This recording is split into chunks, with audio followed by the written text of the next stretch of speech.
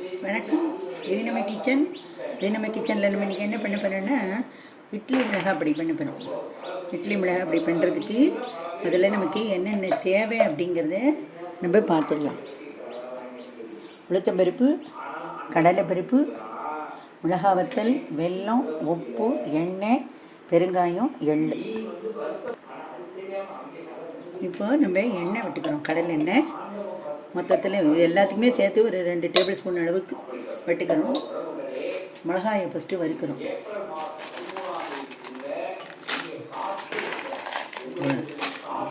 நம்ம கையில் 3 கை அளவுக்கு நான் மிளகாய் வத்தல் போட்டு இதை நான் வறுக்கிறேன். ஃபஸ்ட்டு மிளகாயை மட்டும் தனியாக வறுத்துக்கணும். மிளகாய் வறுக்கிறதுக்கும் இந்த பெருங்காயத்தை வறுக்கிறதுக்கும் தான் நமக்கு இப்போ எண்ணெய் தேவைப்படும். நிறையன்னா ஒரு 2-3 டேபிள் ஸ்பூன் அளவுக்கு தேவைப்படும். நான் இப்போ இந்த அளவுக்கு பெருங்காயத்தை போட்டுக்கிறேன். பெருங்காய கட்டி எப்படி இது பண்ணுறது அப்படின்னா, வாங்கிட்டு வந்த உடனே அது இலகி இருக்கும்போதே நல்லா கிள்ளிட்டு அரிசி மாவில் போட்டு வச்சுட்டேன்னா ஒரு 2 hours கழிச்சு எடுத்தேன்னா இதுமாரி தனித்தனியாக வந்துடும். சமைக்கிறதுக்கு அதை யூஸ் பண்ணிக்கலாம். இப்போ இந்த மிளகாயை நான் வறுத்துட்டு உங்கள்கிட்ட காட்டுறேன். இப்போ நம்ம அடுப்பை ஆஃப் பண்ணிடுறோம். மிளகாய் வத்தல் நல்லா வறுபட்டு விடுது. மிளகாய் வத்தல் வறுபட்டது எப்படி தெரிஞ்சுக்கணும் அப்படின்னா, உப்பி வரும். சில சமயங்களில் மிளகாய் வத்தல் வெடிக்கும். இதை வச்சு நம்ம தெரிஞ்சுக்கணும். மிளகாய் வத்தல் வறுபட்டு விடுதுன்னு வாசனை வரும். இந்த 3 சிம்டம் கண்டிப்பாக வரும். ஏதாவது ஒரு சிம்டம் இருக்கும். இதை வச்சு நீங்கள் தெரிஞ்சுக்கலாம். இப்போ நம்ம மிளகாயை வறுத்து எடுத்துட்டோம். பெருங்காயமும் அது கூடயே சேர்ந்தாப்பிலே பொரிஞ்சு வந்துடுத்து.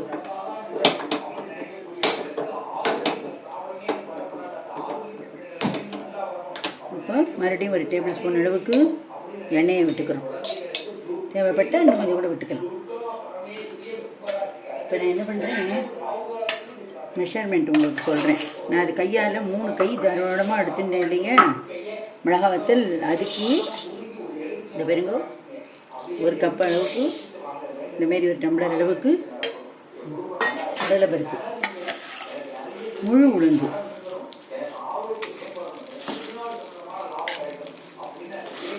இதால் முழு உளுந்து 2 போடுறோம்.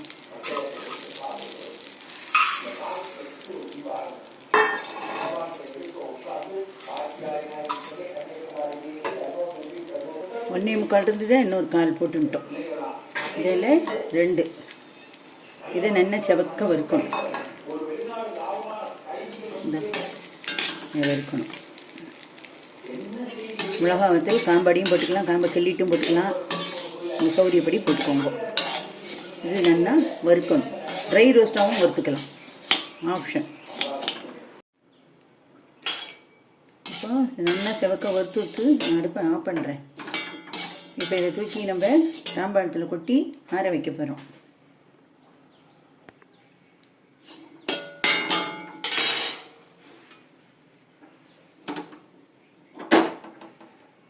இதோட இந்த எல்லாத்தையும் கொட்டி நல்லா ஆற விடணும். நல்லா ஆறினதுக்கு பிறகு இதோட பெரிய தாம்பாளத்தில் கொட்டி ஃபேன் கீழே வச்சுட்டுன்னா நல்லா ஆறிடும். இப்போ நம்ம இதுக்கு தேவையான அளவுக்கு உப்பு போட்டுக்கிறோம்.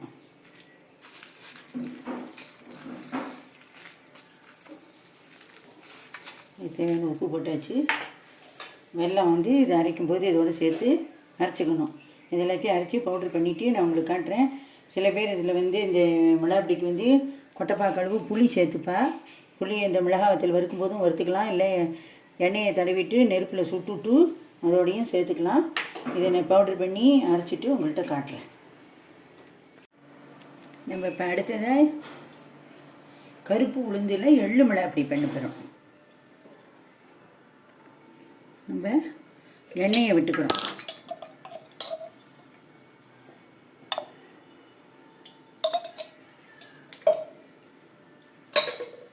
எண்ணெயை விட்டுச்சு. இப்போ நான் மெஷர்மெண்ட் என்னங்கிறத உங்களுக்கு சொல்கிறேன். கருப்பு உளுந்து 1.25 டம்ளர் நான் எடுத்துட்டுருக்கேன். முழு உளுந்து, கருப்பு உளுந்து, முழு உளுந்து 1.25 டம்ளர்.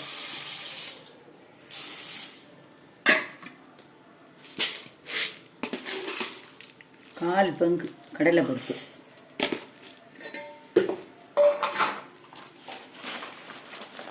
நல்லா 2 பிடிச்சபடி அளவுக்கு மிளகாய் வத்தல்,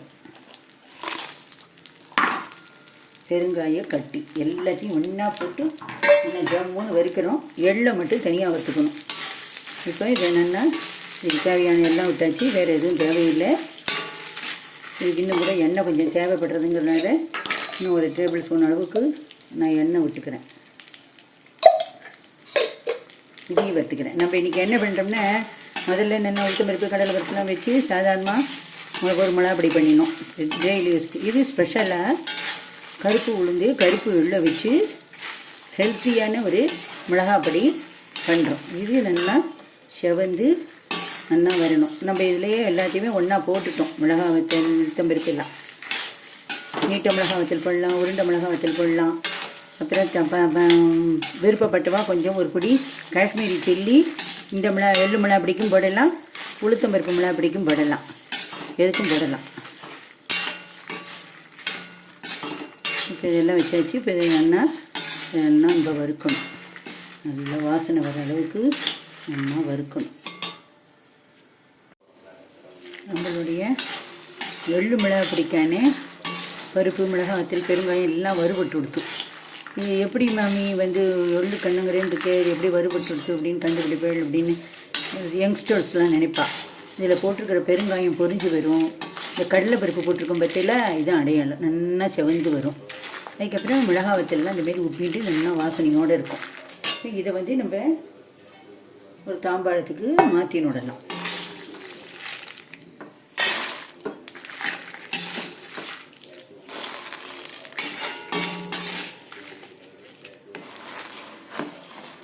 இதுலேயே கொள்ளு போட்டு பண்ணுறவா அவளும் இருக்கா. சில பேர் கொள்ளும் கொஞ்சம் வாசனைக்கு சேர்த்துக்கலாம். ஒரு அழகாக்கு கொள்ளு சேர்த்துக்கலாம். இந்த மெஷர்மெண்ட்டுக்கு ஒரு அழகாக்கு கொள்ளு சேர்த்துக்கலாம். கொள்ளு சில சமயங்களில் தூக்கியும் தும்பட்டியுமா இருக்கும். அப்போ என்ன பண்ணணுன்னாக்க அதை நல்லா களைஞ்சிட்டு வெயிலில் உணச்சிட்டு அப்புறமா ட்ரை ரோஸ்ட் பண்ணி வறுக்கணும். நல்லா வெடிக்கிற அளவு கருது கொள்ளு வெடிக்கணும். கொள்ளு படபடன்னு வெடிக்கும். இல்லைன்னா கேஸ்ட்ரிக் ப்ராப்ளம் வந்துடும். கொள்ளு நல்லா படபடன்னு வெடிக்கணும். இப்போது நம்ம அடுப்பை ஆன் பண்ணிக்கிறோம்.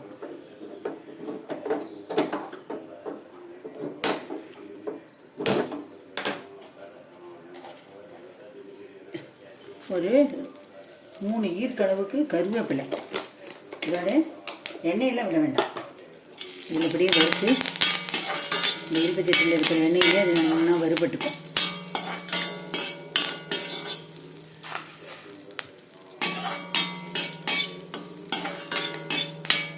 இது நல்லா சவக்க வறுக்கணும். மேலே பார்த்தா செவந்தாப்பில் தெரியும் இந்த பருப்புகள்லாம், உளுத்தம் பருப்பு கடலைப்பருப்பு உள்ளீரம் இருக்கும்.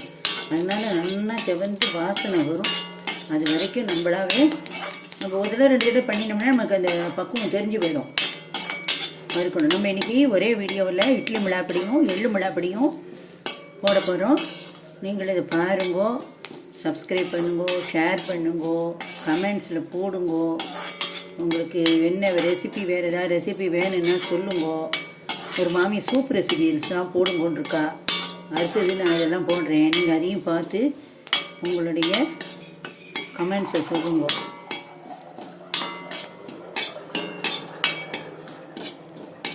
கருவேப்பிலையை க்ளீன் பண்ணுறது, நல்லா கருவேப்பிலையை ஆஞ்சிட்டு நல்லா ஜலத்தில் போட்டு நல்லா அலம்பி வடிகட்டி ஒரு காஞ்ச துணியில் போட்டு நல்லா நிழல் உணத்தலாம் உணர்த்திடணும். அதுவே நல்லா காஞ்சி போயிடும். அப்புறம் எடுத்து வச்சு விட்டேன்னா கருவேப்பிலை சுத்தமாயிடும்.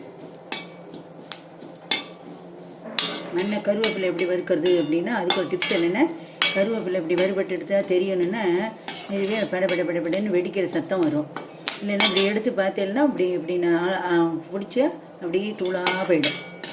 அதுதான் கருவேப்பிலை பவுடர் ஆனதுக்கான பக்குவம், வறுபட்டதுக்கான பக்குவம். இப்போ நல்லா வறுபட்டு அதையும் அந்த சாம்பாருக்கெல்லாம் நான் எடுத்துடுறேன். இப்போ நான் கருப்பு எள்ளு வறுக்க போகிறேன். எள்ளை ட்ரை ரோஸ்ட்டாக தான் வறுக்கணும். நான் 1 டம்ளர் அளவுக்கு எடுத்துட்டுருக்கேன். அதையும் போட்டு 1 டம்ளர், ஒரு 3/4 டம்ளர் இருந்தால் கூட போதும். பாருங்க, நான் இதில் வந்து கொஞ்சோண்டு வெள்ளை எள்ளு, நான் யங்ஸ்டர்ஸ்க்காக இந்தமாரி பண்ணுறேன். இது என்ன அப்படின்னு கேட்டேன்னா, அப்போ தான் வருது நல்லா இந்த வெள்ளை ஒயிட் கலர் எள்ளு வறுபட்டு தெரியும். அதுவும் தெரியல, கண்டுபிடிக்க முடியல. வறுபட்டு படபடபடன்னு வெடிக்கும். இப்போ வெடிக்கிறது பாருங்க மாரி. இல்லை அப்படின்னா இந்த வெள்ளை எள்ளு வந்து நல்லா செவந்து வரும். கருப்பு எள்ளே போதும், கருப்பு எள்ளில் தான் சத்து இருக்குது. கருப்பு எள்ளே போதும். இனிமேல் படபடன்னு வெடிக்கும். வெடித்த உடனே நம்ம இழுப்பை சட்டியை ஆஃப் பண்ணிவிட்டு ஒரு செகண்ட் அதுலேயே விட்டுடணும். அந்த சூட்லேயே வறுபட்டுடும். வெறும் அடுப்பை பற்ற வைக்காமல் வெறும் சட்டி, சூடான சட்டியிலே அப்படியே ஒரு செகண்ட் வறுத்தோம்னா மீதியை வறுபட்டுடும். அப்புறம் தூக்கி தாம்பாளத்தில் கொட்டி நல்லா ஃபேனு கீழே போட்டு ஆற விட்டுட்டு அதுக்கப்புறமா நான் அரைச்சி பவுட்ரு பண்ணி டப்பாவில் ஸ்டோரேஜ் பண்ணி வச்சுக்கணும். இதெல்லாம் வெளியில் வச்சுருந்தாலே 6 மாதம் வரைக்கும் வரும். இந்த அளவுக்கு தேவைப்படுறோம், இந்த அளவுக்கு பண்ணுங்கோ, அதோட கம்மியாகவே போதும் அப்படிங்கிறவா இதில் பாதி குவார்ட்டர் அந்த அளவுக்கு பண்ணுங்கோ. இல்லை பரவாயில்ல இந்த அளவுக்கு பண்ணுறேன்னா ஒரு வேலை ஆகிடும் உங்களுக்கு. பண்ணி ஸ்டோரேஜ் ஃப்ரிட்ஜில் வச்சுக்கிடலாம். வெளியில் கொஞ்சமாக வச்சுட்டு ஸ்டோரேஜ் பண்ணி விடலாம். இதை எள்ளு பொடியை வந்து இதுக்கு தான் தோசை, இட்லி, அடை இதுக்கு தான் தொட்டுக்கணும் அப்படிங்கிறதில்ல. சாத்தில் கூட பிசைஞ்சு சாப்பிட்லாம். டேஸ்ட்டாக இருக்கும். உடம்புக்கு நல்ல சத்து, கால்சியம் இருக்குதுல்ல. ஏன் ஏஜ் குரூப்பில் இருக்கிறவா எல்லாருக்கும் எல்லாமே தெரிஞ்சிருக்கும். நான் யங்ஸ்டர்ஸ்க்காகவும் புதுசாக கல்யாணம் ஆன குழந்தைகளுக்காகவும் சொல்கிறேன். அவ்வளோதான். இது வடித்து அடங்கிடுச்சு ஓசை. நான் அப்படியே இந்த சட்டியிலேயே ஒரு செகண்டு அப்படியே ஆற விட போகிறேன்.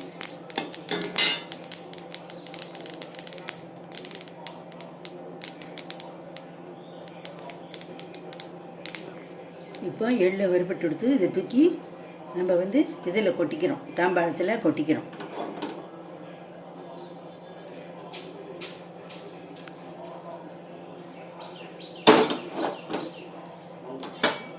இந்த ஓரத்தில் இருக்கிறதுனால அப்படி எடுத்து விட்டேன்னா எல்லாம் ஒட்டை வந்துடும்.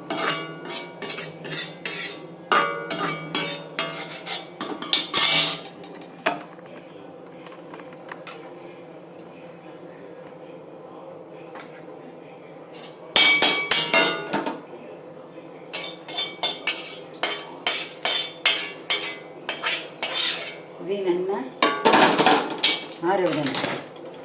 இதுக்கு தேவையான உப்பை போட்டுண்டாச்சு. இதுலேயே இதே உப்பையும் இழுப்பச்சட்டியில் வெறுனையும் வறுத்து போட்டுக்கலாம். இது தேவையான ஒரே ஒரு டேபிள் ஸ்பூன் அளவுக்கு வெல்லம், அவ்வளோதான். இதுலேயும் சில பேர் வந்து புளி வைப்பா, சௌரியம். புளி வைக்கிறதுனா ஒரு கொட்டைப்பாக்கு அளவு புளி, மிளகாத்தூள், பெருங்காயங்கள்லாம் வறுக்கும்போது வறுத்து ஆற விட்டு பண்ணிக்கலாம். இல்லைன்னா அடுப்பில் வந்து ஒரு அந்த புளியில் எண்ணெய் தடவிண்டு சுட்டு எடுத்து இதோட போட்டு பொடி பண்ணலாம். இதெல்லாம் நான் பொடி பண்ணி எல்லாம் முடிஞ்ச உடனே உங்கள்கிட்ட காட்டுறேன். இப்போ நம்மளுடைய கருப்பு உளுந்து, கருப்பு எள்ளில் மிளகாப்பொடி வறுத்து இதை அரைச்சாச்சு. அடுத்தது நம்ம இட்லி மிளகாப்பொடி அதையும் வறுத்து அரைச்சாச்சு. இது எப்படி ஸ்டோரேஜ் பண்ணுறதுங்கிறதே பார்க்கலாம். இப்போ நம்ம இதை இந்த டப்பாவில் எடுத்து வச்சுருவோம். எடுத்துட்டு ஃப்ரிட்ஜில் வச்சுட்டேன்னா, வெளியில் கொஞ்சமாக வச்சுக்கோங்க. ஃப்ரிட்ஜில் நிறைய வச்சுட்டேன்னா நல்லா ஒரு 6 மாதத்துக்கு வரும். இல்லை உங்களால் நல்லா வறுக்க முடியும்னா வறுத்து மிஷினில் வந்து பாம்பே ரவை பதத்துக்கு அரைச்சி கொடுக்க சொல்லுவோம். அவன் அரைச்சி கொடுத்துருவான். அதுக்கப்புறம் நீங்கள் உங்களுக்கு பேக்கிங் பண்ணி கவரில் பேக் பண்ணி ஃப்ரீசரில் போட்டு விடலாம். இல்லைமே டப்பாவும் போட்டுடலாம். இந்த வெளிநாட்டுக்கு எடுத்துகிட்டு போகிறவா அவள்லாம் இந்தமாரி மிஷினில் போய் அரைச்சின்னு வந்துடலாம்.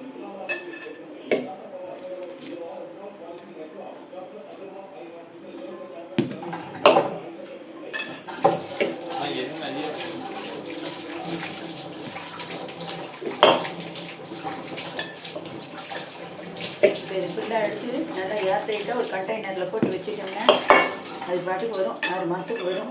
நம்ம குழம்புறத பொறுத்து 6 மாதத்துக்கு வரும் அப்படின்ட்டு நம்ம வேறு எதுவுமே சைட் டிஷ் எதுவுமே பண்ணாமல் டெய்லி அதிக போட்டுட்டு இருந்தாலாம் வராது.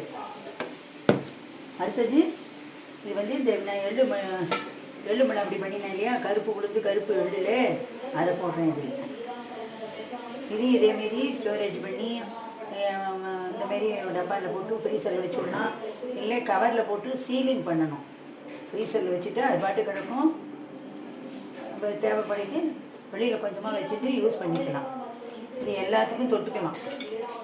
ஊத்தப்பம், அதுக்கப்புறம் வந்து தோசை, இட்லி, அடை, எதுக்கு வேணாலும் ஒரு அர்ஜென்ட்டு அப்படின்னா இதை போட்டு சாப்பிட்டு போயிட்டே இருக்கலாம். இது சாத்தில் கூட போட்டு பிசைஞ்சு சாப்பிட்லாம். அது நல்லா இருக்கும். சாத்தில் போட்டு பிசைஞ்சு சாப்பிட்டு ஏதாவது ஒரு கூட்டு பண்ணிட்டோம்னா போதும். அந்த கூட்டை தொட்டுட்டு இந்த சாத்தில் அதை போட்டு பிசைஞ்சு சாப்பிட்டுட்டா அன்றைய வேலை முடிஞ்சிடும். மத்தியான வேலை கோர்ஸாக அரைக்கணும், நைஸாலாம் அரைக்கக்கூடாது. சில பேர் பொட்டுக்கடலை வச்சு அரைப்பா, அது வந்து அவ்வளோ சரி வராது. என்னென்னா அது மாவு மாரி போய் நாக்கில் மேல் அன்னத்துலலாம் ஒட்டினுடும். டேஸ்ட்டில் வந்து இது பண்ணாது, டேஸ்ட்டும் குறைச்சலாக தான் இருக்கும். உளுத்தம்பருப்பு தான் நிறைய வைக்கணும், கடலை பருப்பு அதில் பாதி அளவு வைக்கணும். மெஷர்மெண்ட் 2 உளுத்தம்பருப்பு எடுத்துட்டேன்னா ஒரு கடலை பருப்பு எடுக்கணும். 3 பங்கு 4 பங்கு மிளகாய் வத்தல் எடுக்கணும். அப்புறம் 1 பங்கு காஷ்மீரி சில்லி எடுத்துக்கணும். இது ஜென்ரல் மெஷர்மெண்ட். இப்போ இந்த மாரி நம்ம எல்லாத்தையும் போட்டு மூடிடலாம்.